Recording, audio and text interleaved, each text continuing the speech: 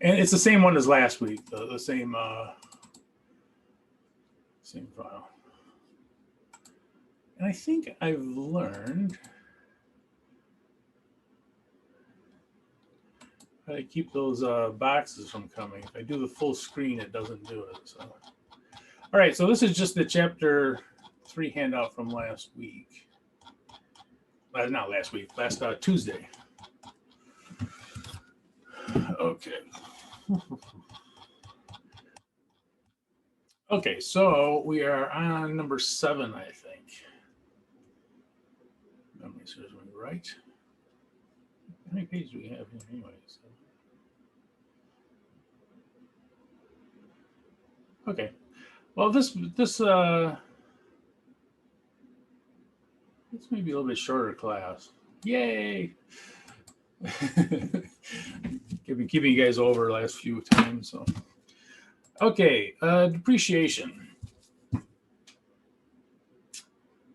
This is an accrual.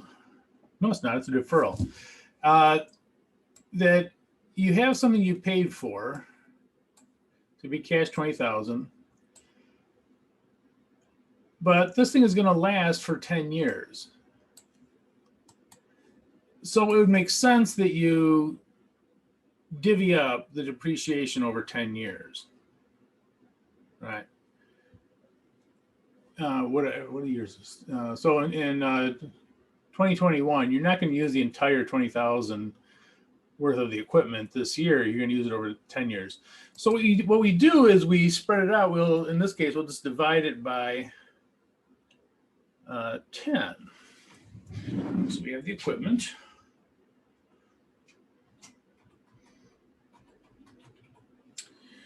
And it costs 20,000.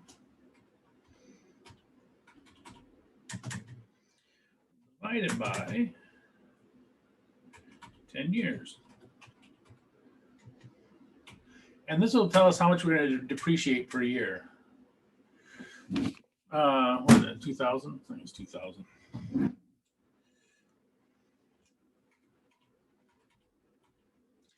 So this will be the depreciation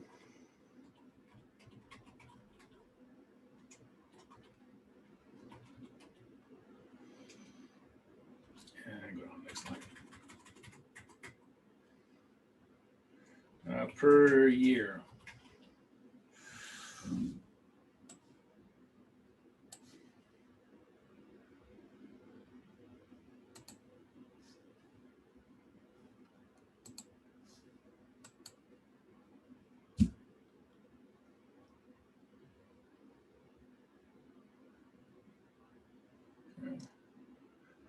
So how much we depreciate each year would be, I guess what I wrote right there, I guess would be it. I should probably put it in the right spot. But.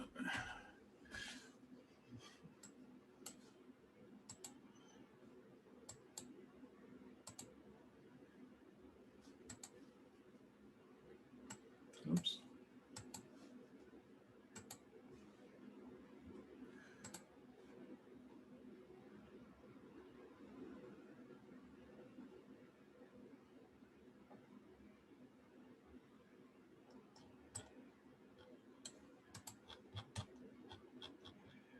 Okay, so the journal entry for this, and you guys have seen this actually before. You saw it in the chapter 4 stuff. Expenses are always the debits, so depreciation expense.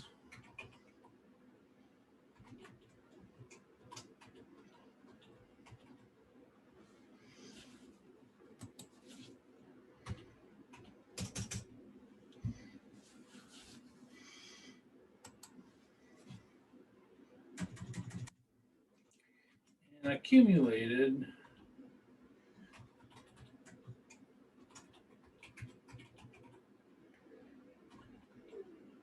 depreciation. And this is a contra account. And more specifically, in this case, it's a contra asset. It goes against an asset.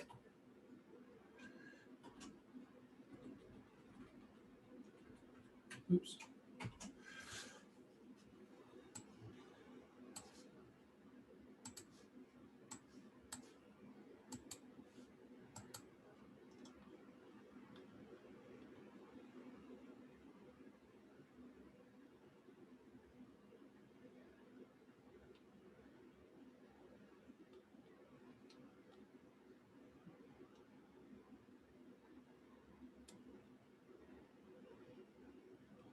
Question on that? So the weird account here is this accumulated depreciation, and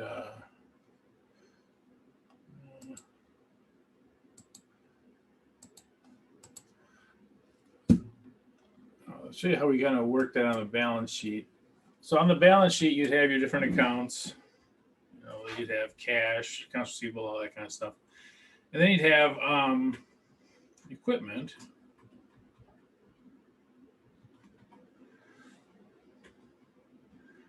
And the equipment account would have 20,000, isn't it? I apologize for that noise. Someone coming into the house.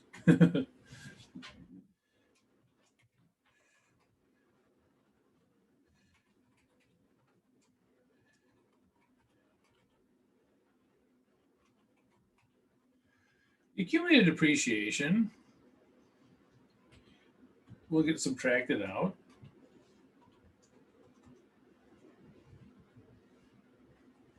And so we'd have net equipment.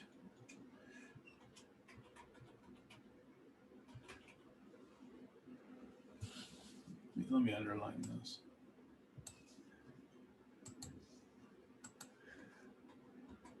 Would be 18,000.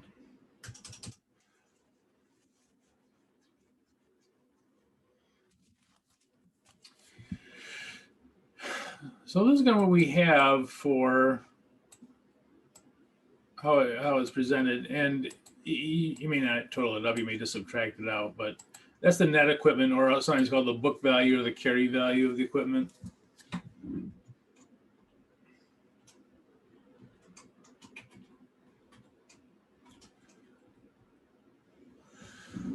So this is really what the value of the equipment would be.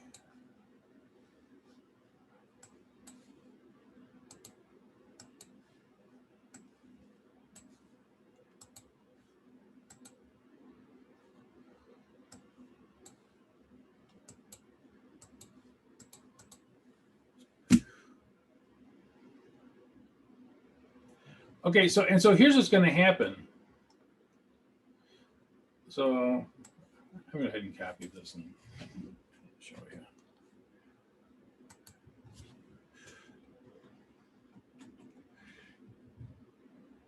So this would be year one. It would look like this. Wait, I'm sorry. They have a year 2021, like that.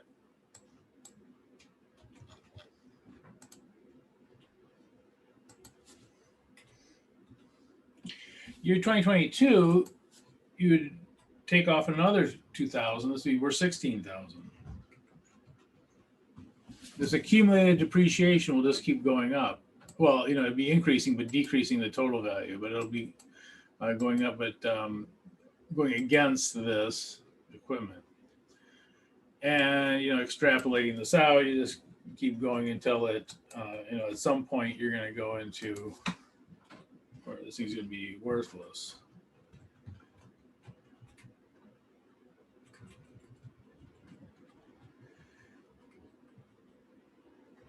So,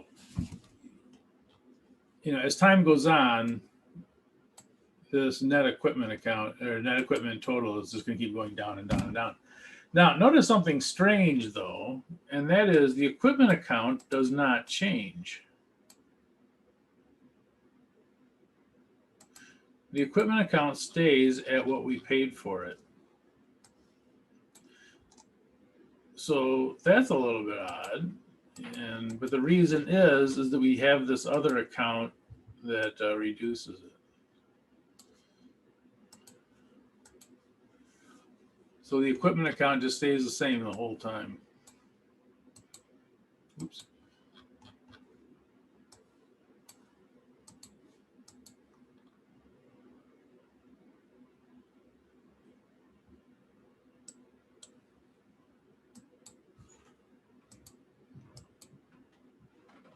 Any questions on that? So the equipment account stays exactly the same. Whatever you paid for the equipment, it stays. The only thing that changes is that accumulated depreciation will be subtracted from it. And eventually, after 10 years, you know, we paid $20,000 for it. We're doing $2,000 a year. So after 10 years, it's going to be down to zero, which is what we expect it to be. You know, it'd be worthless at the end. So, you know, but it just keeps reducing that account. Now, the question of an absolutely valid question is, well, why don't we just, instead of having this accumulated depreciation account, why don't we simply subtract it out of the asset? Why don't we just subtract it out of the equipment, right? And instead of having the second account, say, okay, the equipment is now worth $18,000. Just keep taking it out of the equipment instead of accumulated depreciation. And there's nothing terribly theoretically wrong with that. I mean, it's basically what we're doing. There is more information though, and I'll show you kind of an example of why we do it this way. If you keep the equipment, or you know, anything you're depreciating, if you keep it intact as far as what you paid for it and keep it separate, and I'll show you why here in a second. Share my screen. Okay. And here is, I'm gonna do something here. Come on, show it.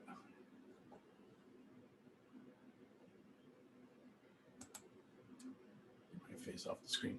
Okay, so here is why we do it this way.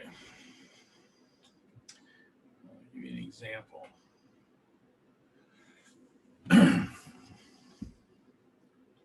So we have two assets. Let me see here. Oops, that's not how you spell cost. One is 100.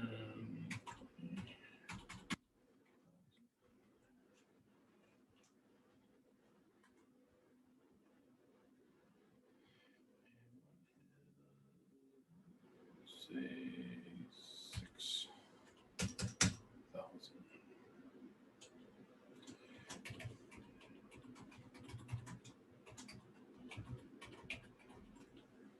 Oh, I got spaces a little bit better.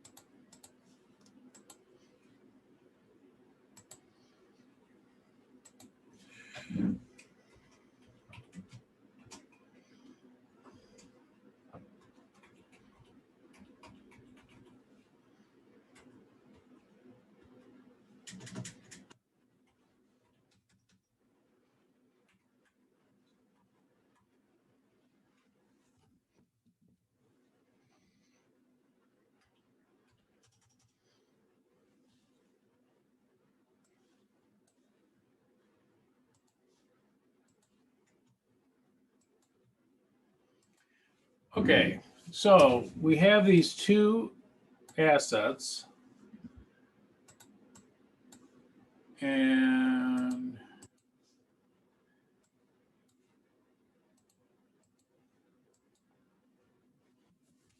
they both are worth 5,000.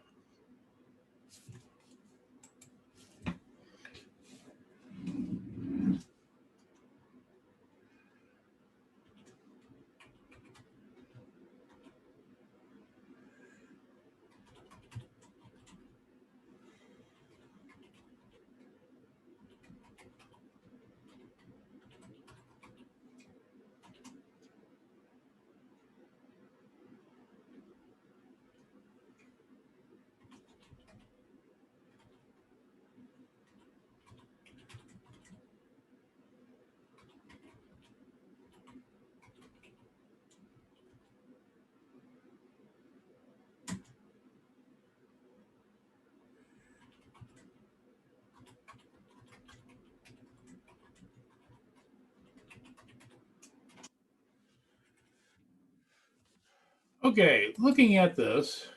I think I messed up on my Word doc and hit backspace too many times. Which is this for 8? This is going to extend. I'm extending from number 8, or no, number 7. I'm sorry. Okay, so it's okay. Yeah, I added another page in here. I should probably do it separately. But this is and you don't have to write this down. This is okay. I was like sweating like. No, write down whatever you need, but you don't have to write down all this stuff. Some of the stuff I'm just kind of explaining why it's done like this. All right, so which piece of equipment is older? We have equipment A that costs $120,000, accumulated depreciation $115,000, and B 6,000 accumulated depreciation. So they both have a net value, and they're both on the balance sheet at 5,000. Which one is probably older? You can put it in chat if you want. You can put it in chat in private if you want.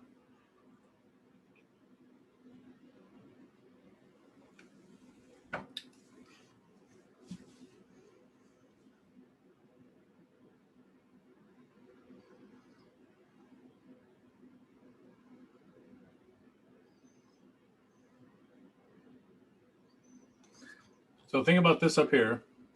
Kind of just show you from one year to the next, the accumulated depreciation just keeps growing. Right, 4,000, 6,000, so forth. So coming down here to this one, which one of these two pieces of equipment is probably older? A or B?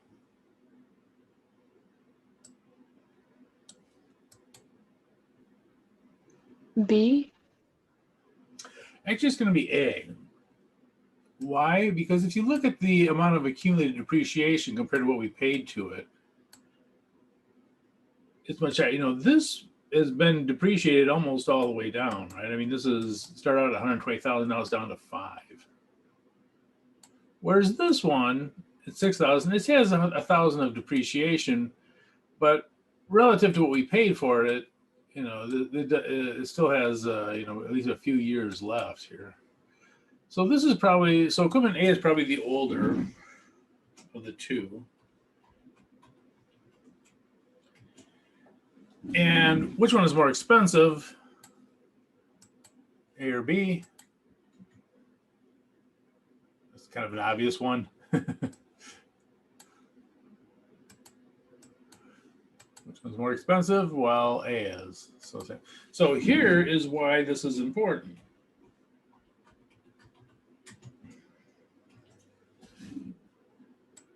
Oops, that's wrong. Oopsie daisy. Let's try that again. Okay.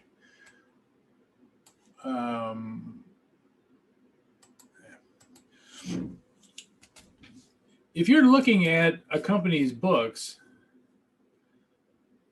equipment A is going to probably need to be replaced fairly soon, and it's going to be expensive. So even though these two have the same value, A is, again, it's going to be replaced soon probably. It's almost all the way depreciated down. And it's a very expensive piece of equipment. Whereas B is younger, so you're not going to replace it most likely very soon anyways, but it's also much less expensive. So, you know, if you were to see a financial statement that had this on, you might be worried. Whereas if you saw they had this on, even though they both have the same value, equipment B is probably not going to be a bigger cash outlay in the future than equipment A. So this is why we keep it. It gives a little more information to the reader. And once you get used to reading financial statements, stuff like this will jump out at you. But that's why we do it. You know, again, completely reasonable to think about it as, you know, reducing the equipment account. But the reason we keep the original on there is because of that. Okay. All right. Well, let's go to 8.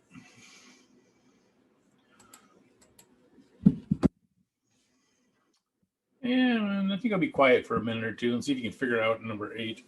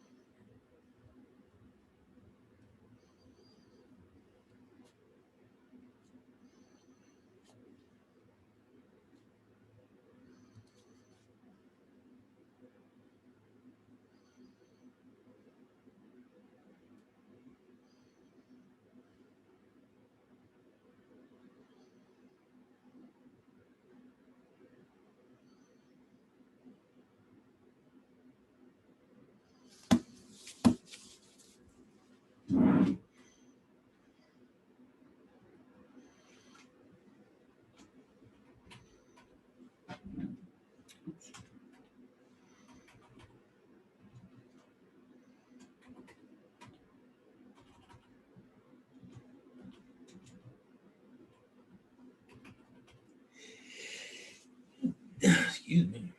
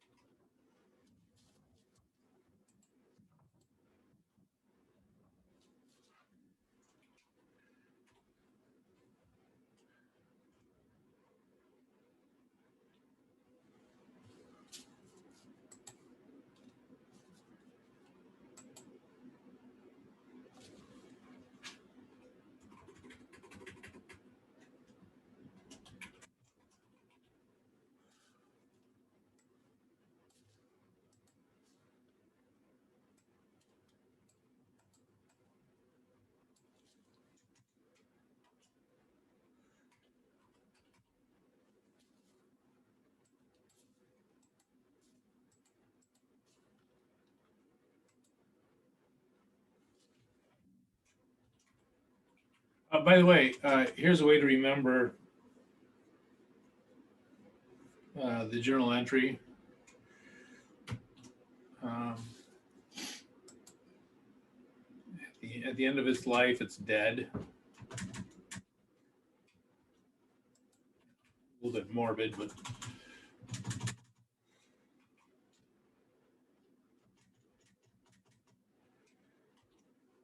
the end of his life is dead. Depreciation expense.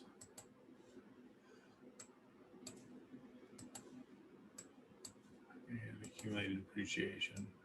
Oops, hey, didn't do it.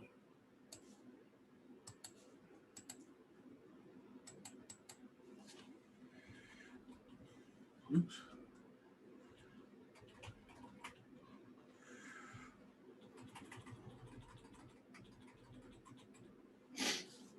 Excuse me.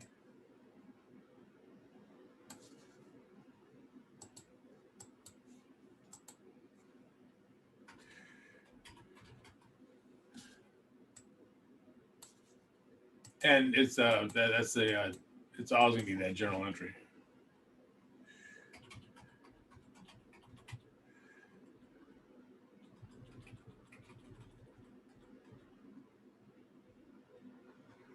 Professor, what was the abbreviation you used for the accumulated depreciation? You can just put an AD, that's fine. Okay, thanks. Yeah, but this if you're you know to remember the journal entry, DE is first, the depreciation expense, and then accumulated depreciation. So the DE is going to be the debit, and AD is going to be the credit.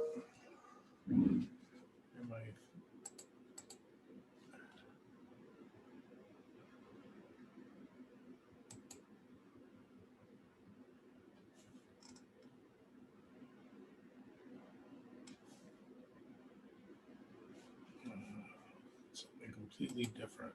Okay, sorry about this.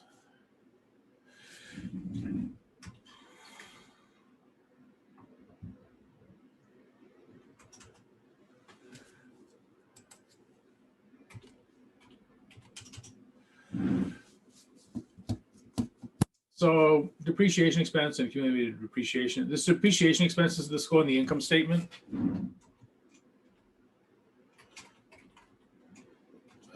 Like we did in the last chapter, or chapter 4, I should say. Hey.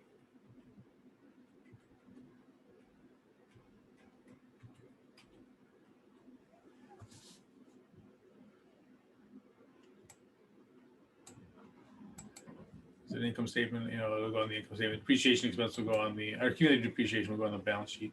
So this would be equipment. Oops.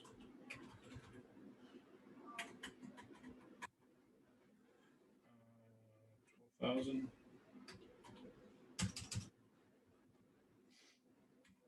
Yeah, you'll see accumulated depreciation abbreviated like this a lot of times. Yeah, that's fine. It doesn't matter to me. I write it out just so you know what I'm talking about.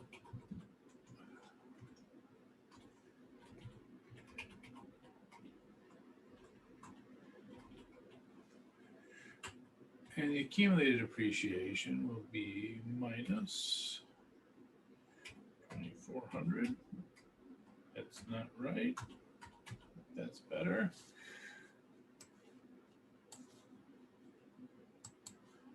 And so the net equipment, with this really, the equipment, you know, we should carry it at.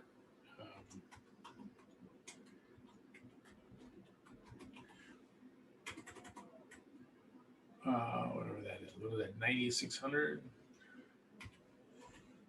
No. Yeah. Okay, I'm stop arguing with myself and do the calculator.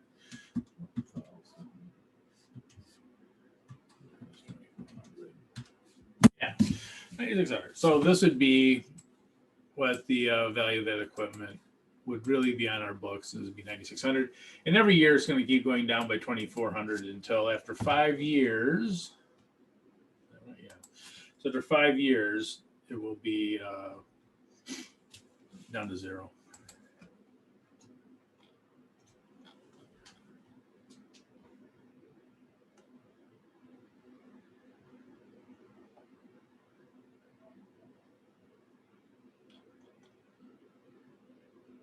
Question on that?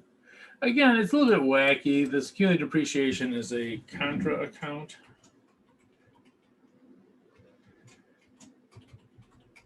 and more specifically, this contra asset. If it was going, you have different ones. If it was going against a liability, it would be a contra liability, and so on and so forth.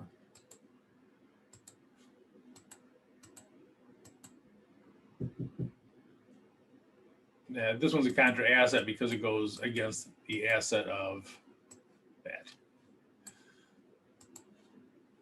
It goes against the equipment asset. So,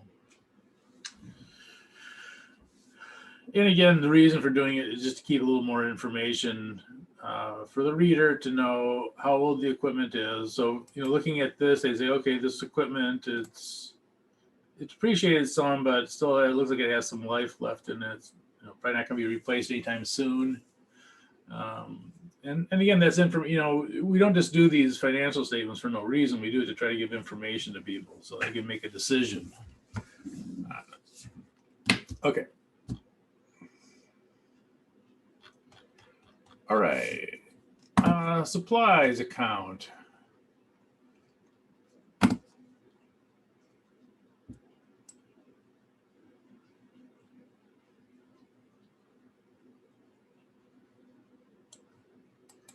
All right, so let's see here. We have beginning inventory supplies totaled 100. 400 supplies was purchased.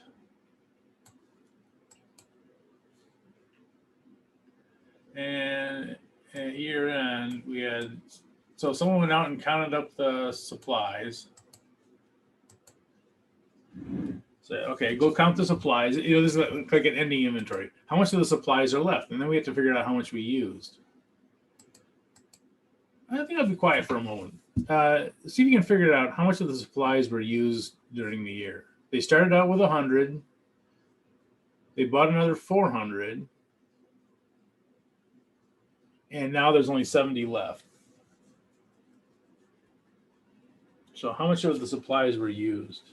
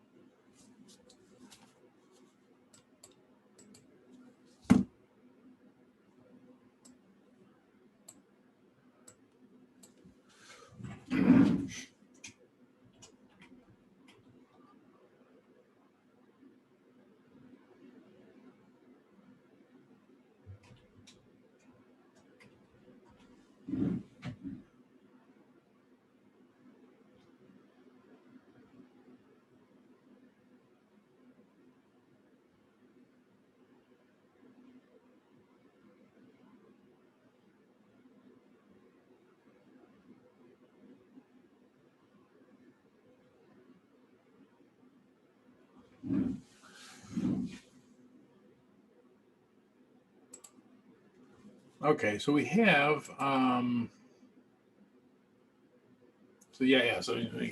so this will be I don't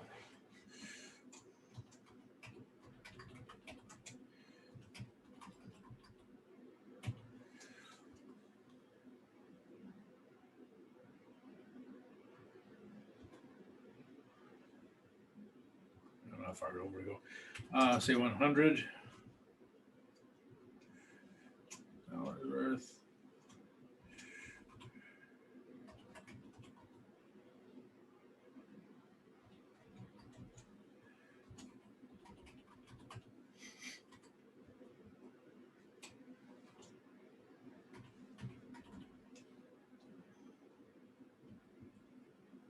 Oops, what did I do there?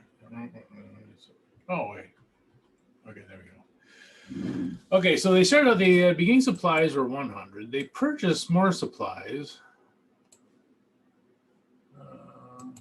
400. So the total supplies, oops, available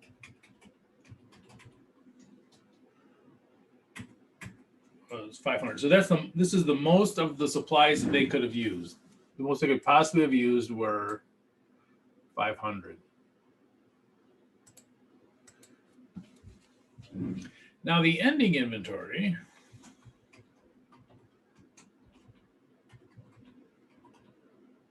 oops. I should say ending supplies. In other words, ones that were not used was 70. So what we're going to do is subtract them. So of these supplies, the total available 500, we could have used 500, but 70 of them were not used. So the rest of them must have been used, right?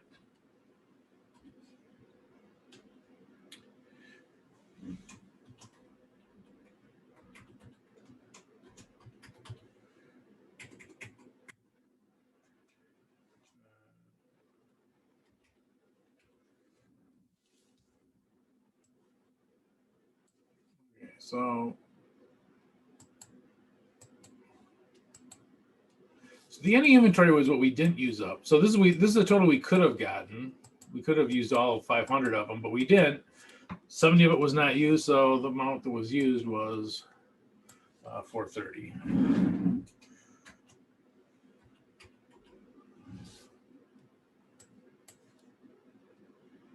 Oops.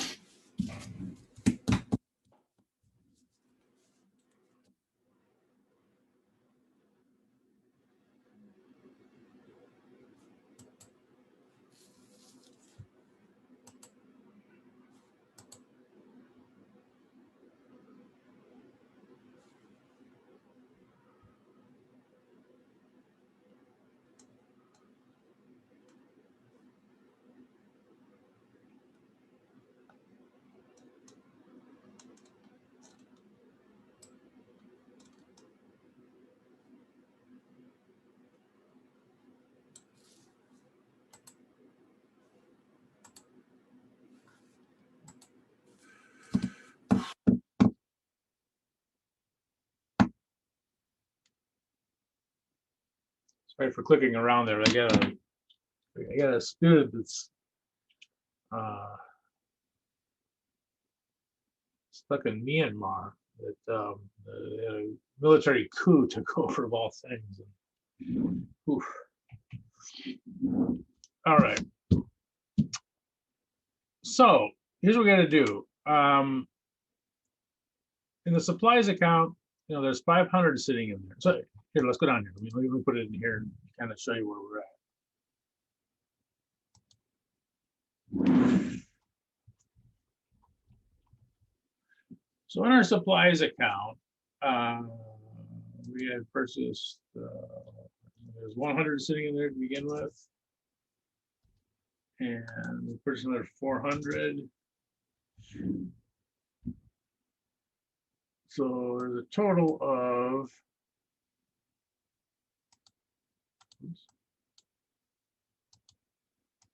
500 sitting in that account.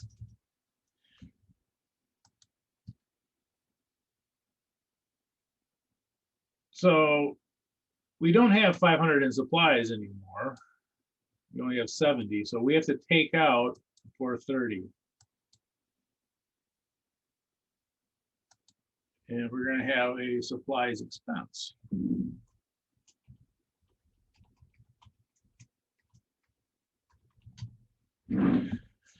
Okay, so here are the two accounts we're using.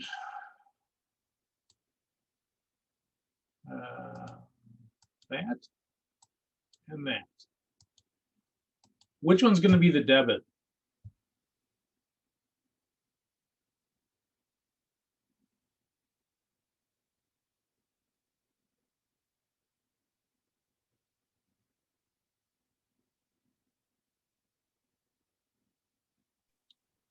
Will it be the supplies? Actually, going to be the expense. And if you remember, I think I have the things on here. Yeah, down here, any expense is going to be a debit, unless there's something kooky going on. So this, I don't have supplies in here. No, I don't. So any expense is going to be the debit. So we'll have it. Oops, went too far. Went way too far. So supplies expense will be the debit.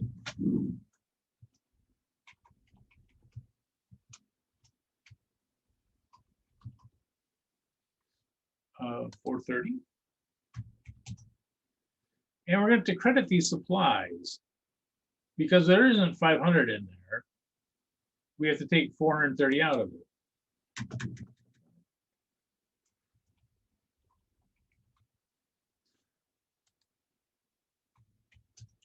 So supplies expense is just for the supplies that are used.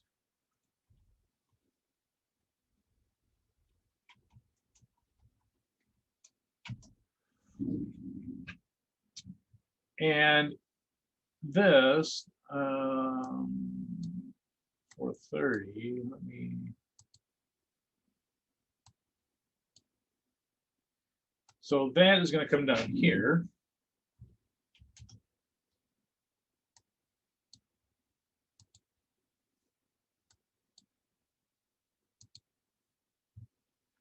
And when we totals here, so 500 minus 430 is 70, which is what we want it to be for the ending inventory. Yeah, it's confusing. Okay, so this is, let me insert something here.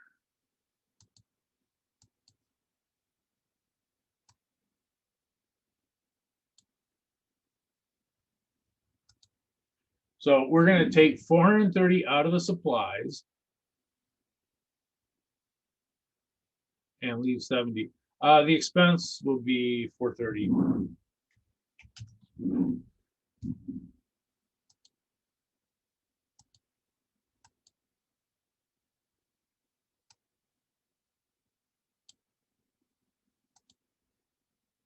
It's going to look more confusing than it needs to be, but yeah. So I mean, the important account here is we have this 500 sitting in supplies. We don't have 500 supplies. We have to take 430 out of it. And the $70, you say, well, you have to make a journal entry. That no, you don't. It automatically will be there when we total this account. The 500 minus the 430 will be 70. So you don't actually have to make a journal entry for that 70. It will automatically, that account will automatically be 70 after you take the 430 out of it. And then this ending 70,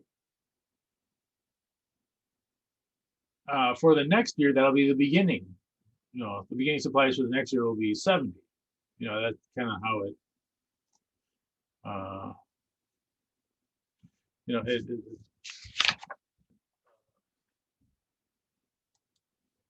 know, you know, when you have an inventory kind of account, we'll talk more about this. There actually is a entire chapter on inventory. But as time goes on, you know, it's sort of like this. So those 2021, you have a beginning and you have an ending. We had a beginning of 100, we had an ending of 70. Well, for 2022, the 70 becomes the beginning. Right? You know, and then they'll go here and whatever the ending is here. You know, the beginning. So the ending in one year becomes the beginning in the following year, and so on and so forth. And that's true for any inventory account.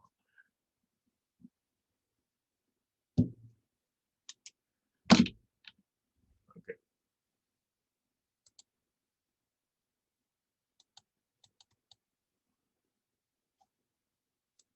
when I was when I was in auditing, I became I was the inventory guy. And Lord knows why. I just I don't have any special interest in inventory, but that's what I became. So this is.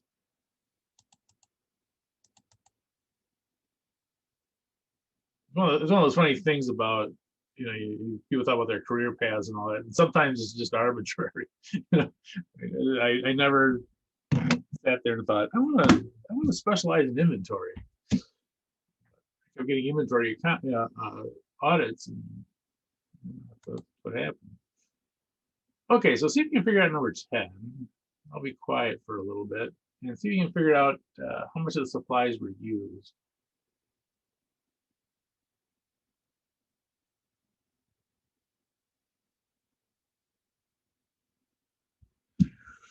Whew.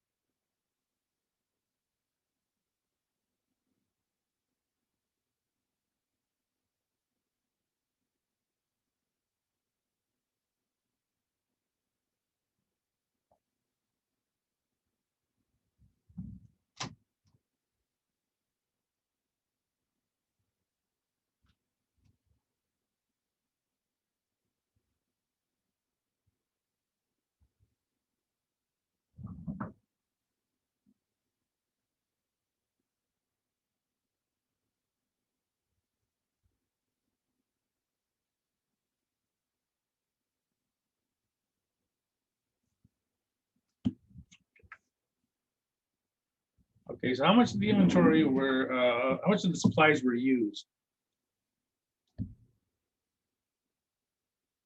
Anyone? Is it the $30? No, it's gonna be more than that. So the beginning inventory was 30, and then they purchased. Oh, I got the color here. And then they purchased 140 of them. And at year end, 120. yep, very good.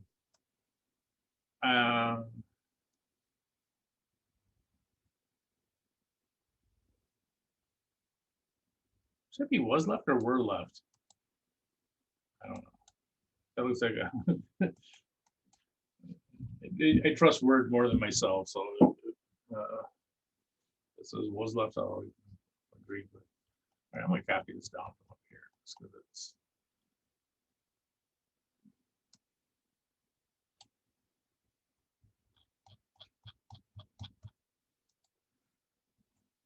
okay, so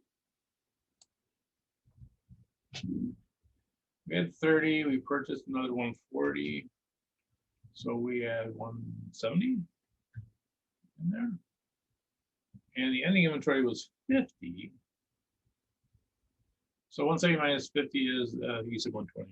Yep, that's it.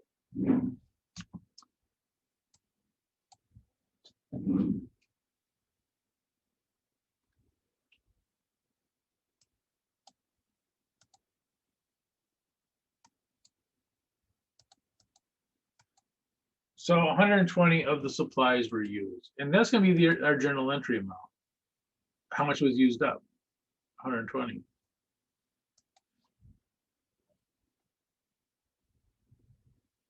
Okay, so going down here.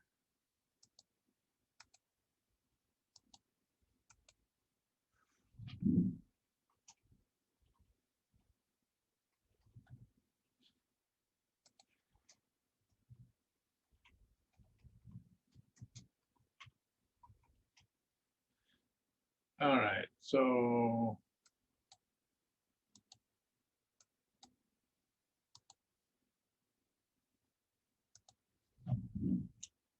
expenses are always going to be the debits. Supplies. So if you do have an expense in any journal entry, it's going to be debit unless it's something wacky.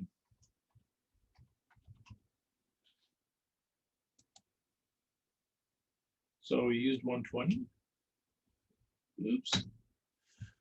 And we take that out of supplies. Oops. It's an asset going down. I didn't put that in the last one. I should have. We have to decrease that asset by 120. So this is what the account would look like. We had 30 in it. We purchased another 140.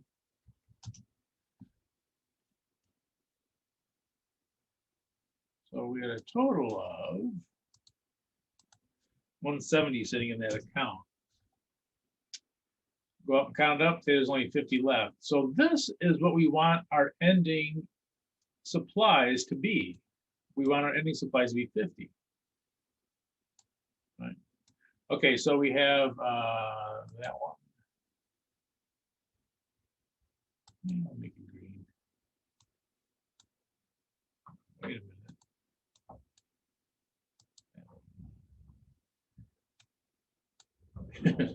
Made them both green. Let's make everything green. That way you can just say, well, it's the green one. All right.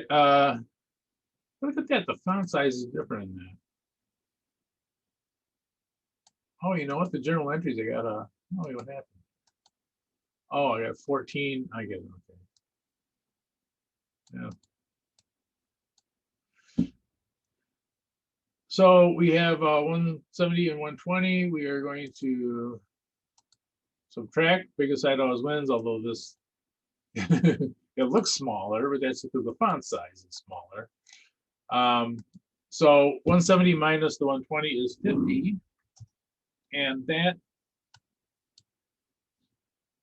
I'm going to do something here. It shouldn't bug me, but it does if there's different sizes. It's not that big of a deal, but okay, so this 50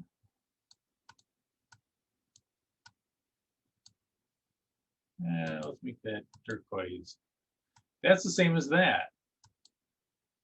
So let me insert some of my confusing shapes that I like to use. So we want the ending inventory to be 50, and it is. And we've taken 120 out of the supplies. So we want the ending supplies to be 50. That's exactly what it is if we take out 120 out of it. And again, you don't have to make a journal entry for that 50. It will automatically be there. There was 170 in there. You took out 120. What's left over is the 50. You don't have to make a journal entry for it.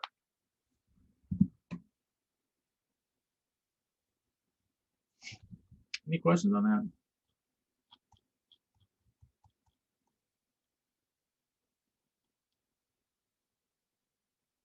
Inventory is a little bit tricky, and it's tricky in real life too, because it's especially if you talk about buying and selling stuff, especially for supplies, it's usually not as you don't do as much of it, but the idea is exactly the same.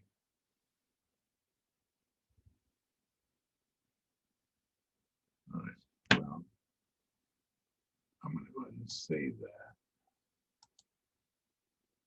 Okay, well, hey, look at that. Finished class and we ahead of time. How often does that happen? Once and could never. All right. So camera work. So no homework except for the exam, the chapter 4 exam. In chapter 3, we're going to probably do a problem or two and then do the practice exam next class, maybe even the next 2 classes. I'll have to take a look and see. And then get ready to do cartwheels. We'll be done with journal entries for a little while anyway. But yeah, so for next class, I think I have it due. I could be right. I'm almost positive I put it made it be due on Wednesday, I think, the exam.